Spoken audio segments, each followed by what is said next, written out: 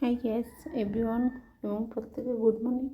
এই যে লার্কিগুলা কিনে আনছি, প্রত্যেকটা শুকাইতে দিছি। এখানে হচ্ছে সাজনা গাছের আর কি, আর এখানে মোটামুটি পাতা টাতা নিয়ে রাখছি রান্না টান্না করার লাগিয়ে।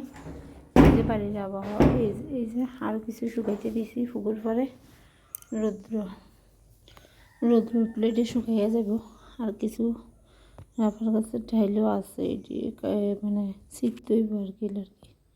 তো সকালবেলা মোটামুটি এই কাজ টাজটি কমপ্লিট। এখন আমি ঝাড়টা নিয়ে নিতেছি রান্নাঘরটা করার লাগে। তো আমি অনেকটা ভিডিওর মধ্যে দেখছি রান্নাঘরের মধ্যে যাতে ঝাড়ু বা মানে নিজের ঘরে যাতে ঝাড়ু না রাখা হয়, মানে ভালো না আর কি।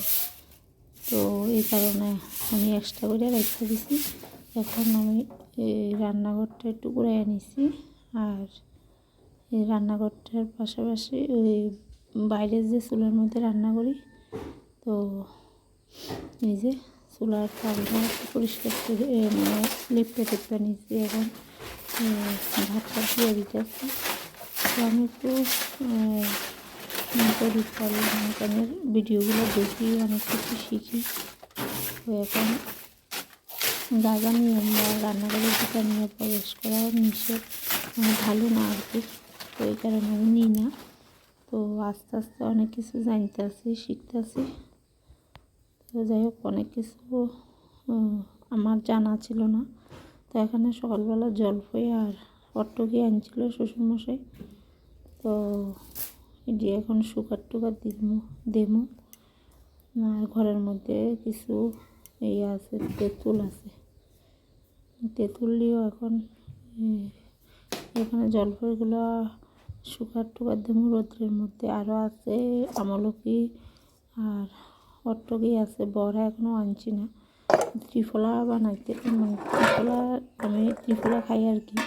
তো এখনও বড়া যেহেতু পাইছি না, তো আপাতত এগুলো শুকার দিয়েছি। আর একটা জলপাই আছে, আর জলপাইয়ের আচার বানাইছি আমাদের দিয়ে। আর আমি তেঁতুলের আচার করব এখন না, কয়েকদিন পরে। এখন শুকার দিয়েছি টিনের উপরে, রান্নাঘরের চালের উপরে। আর একটু আগে যে দেখছো, এটা দিয়ে আমরা কাঁকড়া ধরি, যেহেতু মা আসলো এতদিন ধরছে, আর আমরা এত সম্ভব না। আর এখানে নিয়ে নিছি তেঁতুলগুলো আমি রোদ্রের মধ্যে শুকাইয়া রাখুন।